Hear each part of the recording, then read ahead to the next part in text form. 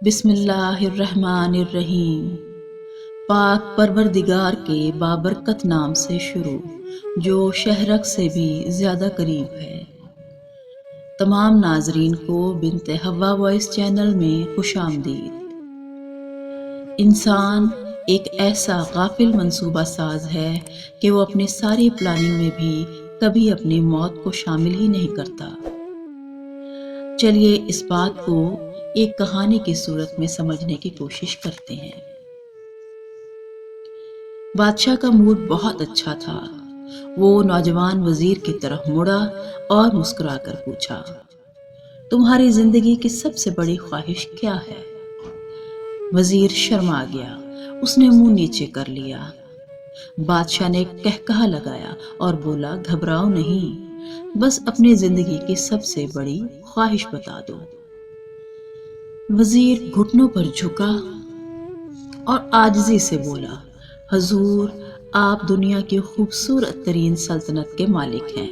میں جب بھی یہ سلطنت دیکھتا ہوں تو میرے دل میں یہ خواہش پیدا ہوتی ہے کہ اگر اس سلطنت کا 10واں حصہ میرا ہوتا تو میں دنیا کا خوش نصیب ترین شخص ہوتا۔ یہ کہہ کر وزیر خاموش ہو گیا۔ بادشاہ نے مسکرا کر کہا، اگر میں تمہیں آدھی سلطنت دے دوں تو؟ وزیر نے گھبرا کر اوپر دیکھا اور عاجزی سے بولا، بادشاہ سلامت، یہ کیسے ممکن ہے؟ میں اتنا خوش نصیب کیسے ہو سکتا ہوں؟ بادشاہ نے فوراً احکامات لکھنے کا حکم دیا۔ بادشاہ نے پہلے حکم سے اپنی آدھی سلطنت نوجوان وزیر کے حوالے کرنے کا فرمان جاری کر دیا۔ دوسرے حکم میں بادشاہ نے وزیر کا سر قلم کرنے کا حکم دے دیا۔ وزیر دونوں احکامات پر حیران رہ گیا۔ بادشاہ نے دونوں احکامات پر مہر لگائی اور وزیر کی آنکھوں میں آنکھیں ڈال کر بولا، تمہارے پاس 30 دن ہیں۔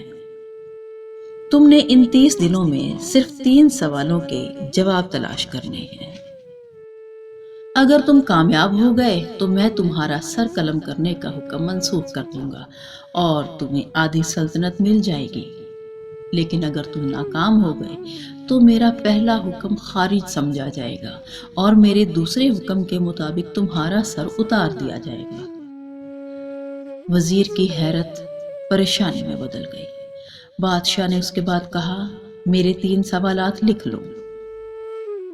وزیر نے لکھنا شروع کر دیا۔ بادشاہ بولا، میرا پہلا سوال یہ ہے کہ انسان کی زندگی کی سب سے بڑی سچائی کیا ہے؟ وہ رکا اور پھر بولا، میرا دوسرا سوال، انسان کی زندگی کا سب سے بڑا دھوکہ کیا ہے؟ وہ رکا اور پھر بولا، میرا تیسرا سوال، انسان کی زندگی کی سب سے بڑی کمزوری کیا ہے؟ بادشاہ نے اس کے بعد نکارے پر چوٹ لگوائی اور بآواز بلند فرمایا، تمہارا وقت ابھی شروع ہوتا ہے۔ وزیر نے دونوں پروانے اٹھائے اور دربار سے دوڑتا ہوا باہر نکل گیا۔ اس نے اس شام ملک کے دانشور، ادیب، مفکر اور ذہین لوگ جمع کیے اور سوالات ان کے سامنے رکھ دیے۔ ملک بھر کے دانشور ساری رات بحث کرتے رہے لیکن وہ وزیر کے کسی سوال کا جواب نہ دے سکے۔ وزیر نے دوسرے دن دانشور بڑھا دیے لیکن نتیجہ وہی رہا۔ وہ ہر روز لوگوں کی تعداد بڑھاتا رہا مگر اس سے کوئی تسلی بخش جواب نہ مل سکا، یہاں تک کہ وہ مایوس ہو کر دارالحکومت سے باہر نکل گیا۔ وہ سوال اٹھا کر پورے ملک میں پھرا لیکن کوئی فائدہ نہ ہوا۔ وہ مارا مارا پھرتا رہا، شہر شہر، گاؤں گاؤں کی خاک چھانتا رہا۔ شاہی لباس پھٹ گیا، پگڑی ڈھیلی ہو کر گردن میں لٹک گئی، جوتے پھٹ گئے اور پاؤں میں چھالے پڑ گئے، یہاں تک کہ شرط کا آخری دن آ گیا۔ اگلے دن اس نے دربار میں پیش ہونا تھا۔ وزیر کو یقین تھا کہ یہ اس کی زندگی کا آخری دن ہے۔ کل اس کی گردن کاٹ دی جائے گی اور جسم شہر کے مرکزی پل پر لٹکا دیا جائے گا۔ وہ مایوسی کی حالت میں دارالحکومت کی کچی آبادی میں پہنچ گیا۔ آبادی کے سرے پر ایک فقیر کی جھونپڑی تھی۔ وہ گرتا پڑتا اس جھونپڑی تک پہنچا۔ فقیر سوکھی روٹی پانی میں ڈبو کر کھا رہا تھا، ساتھ ہی دودھ کا پیالہ پڑا تھا اور فقیر کا کتا شڑپ شڑپ کی آوازوں کے ساتھ دودھ پی رہا تھا۔ فقیر نے وزیر کی حالت دیکھ کر ایک کہکہا لگایا اور بولا، جناب عالی، آپ ٹھیک جگہ پر پہنچ گئے ہیں۔ آپ کے تینوں سوالوں کے جواب میرے پاس ہیں۔ وزیر نے حیرت سے اس فقیر کی طرف دیکھا اور بولا، آپ نے کیسے اندازہ لگا لیا کہ میں کون ہوں اور میرا مسئلہ کیا ہے؟ فقیر نے سوکھی روٹی کے ٹکڑے چھابے میں رکھے اور مسکرایا، اپنا بوریا اٹھایا اور کہنے لگا، یہ دیکھیے جناب، آپ کو بات سمجھ میں آ جائے گی۔ وزیر نے جھک کر دیکھا، بوریے کے نیچے شاہی لباس پڑا تھا۔ یہ وہ لباس تھا جو بادشاہ اپنے قریب ترین وزراء کو عنایت کرتا تھا۔ جناب عالی، میں بھی اس سلطنت کا وزیر ہوتا تھا، میں نے بھی آپ کی طرح بادشاہ سے شرط لگانے کی غلطی کر لی تھی۔ نتیجہ آپ خود دیکھ رہے ہیں۔ فقیر نے اس کے بعد سوکھی روٹی کا ٹکڑا اٹھایا اور دوبارہ پانی میں ڈبو کر کھانے لگا۔ وزیر نے دکھی دل کے ساتھ پوچھا، کیا آپ بھی جواب تلاش نہیں کر سکے تھے؟ فقیر نے کہا، میرا معاملہ آپ سے مختلف تھا، میں نے جواب ڈھونڈ لیے تھے۔ میں نے جواب بادشاہ کو بتائے، آدھی سلطنت کا فرمانہ پھاڑا، بادشاہ کو سلام کیا اور اس جھونپڑی میں آ کر بیٹھ گیا۔ میں اور میرا کتا دونوں مطمئن زندگی گزار رہے ہیں۔ وزیر کی حیرت اور بڑھ گئی، لیکن یہ سابق وزیر کے تجزیے کا وقت نہیں تھا، جواب معلوم کرنے کی گھڑی تھی۔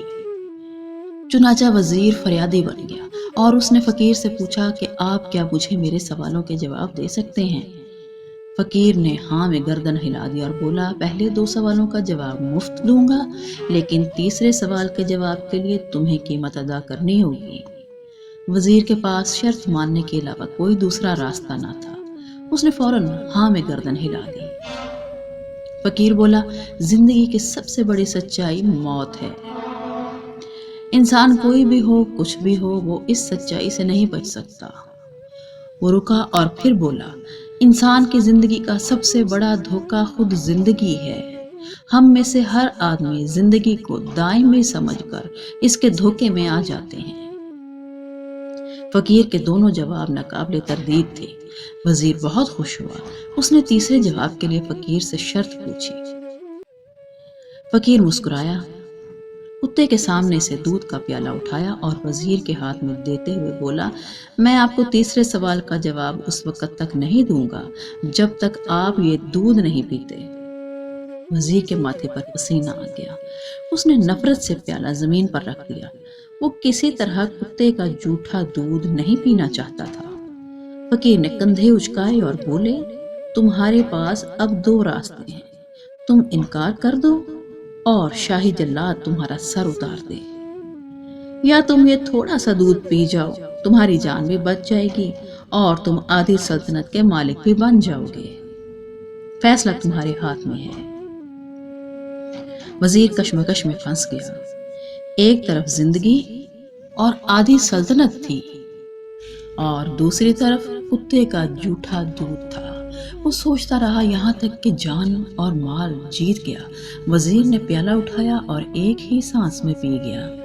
فقیر نے کہکہا لگایا اور بولا، میرے بچے، انسان کی زندگی کی سب سے بڑی کمزوری غرض ہوتی ہے۔ یہ اسے کتے کا جھوٹا دودھ پینے پر مجبور کر دیتی ہے، اور یہ وہ سچ ہے جس نے مجھے آدھی سلطنت کا پروانہ پھاڑ کر اس جھونپڑی میں بیٹھنے پر مجبور کر دیا تھا۔